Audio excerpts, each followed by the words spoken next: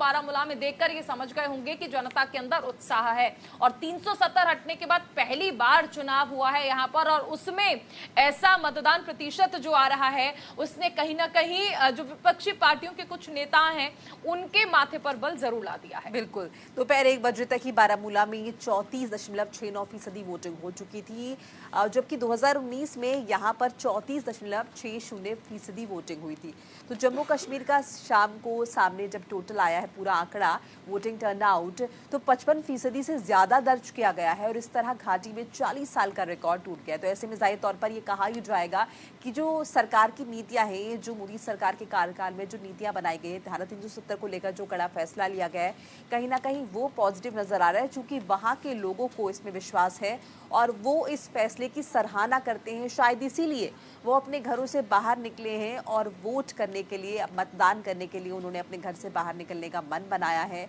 हालांकि ये भी लगातार कहा जा रहा है मोदी सरकार की तरफ से कि अगर एक बार फिर सत्ता में आते हैं तो और भी इस तरह के फैसले लिए जाएंगे, पीओके को जो है वो भारत के साथ जोड़ दिया जाएगा, क्योंकि वहां पर अब नारेबाजी होने लगी है। वहां की जो जनता है वो निराश नजर आ रही है, महंगाई को लेकर सड़कों पर है और तमाम तरह की बातें और हो रही हैं।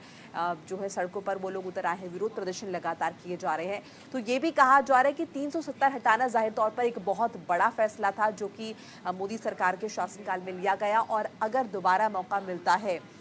तो पीओके को भी जोड़ लिया जाएगा भारत के साथ। देखिए, सभी जानते हैं कश्मीर एक ऐसा मुद्दा है जो हर भारतीय से जुड़ा हुआ है और हर भारतीय का खून खौलाने के लिए काफ़ी है। ऐसे में अगर आप जनता को पो करना चाहते हैं, उन्हें ये जताना चाहते हैं कि मोदी सरकार में ही वो कड़े फैसले लिए जा सकते हैं जिनकी शायद आप कल्पना करते हैं, तो आप सही सरकार को चुने। इसीलिए लगातार देखिए, और सबसे अगर हम जम्मू की बात कर ही रही हैं तो सोपोर है, पहलगांव है, जहां पर पत्थरबाजी का गढ़ जिसे माना जाता था, ये वो जगह थी जहां पर सबसे ज्यादा घटनाएं पत्थरबाजी की आती थी। हुर्रियत नेताओं का प्रभाव यहां पर सबसे ज्यादा था और इसीलिए चुनाव बहिष्कार भी यहां पर किया जाता था। लेकिन बारामूला, जिसे कहा जाता है कि एलओसी के करीब है, आतंकियों का गढ़ है, वहां पर जब मतदान हुआ और मतदाता बढ़ चढ़कर निकल रहे थे, अपने मताधिकार का इस्तेमाल कर रहे थे, तो ये पहली बार है कि जब चुनाव बहिष्कार नहीं किया गया या फिर पत्थरबाजी की घटनाएं जो हैं वो सामने नहीं आई। और इन्हीं तस्वीरों से उत्साहित होकर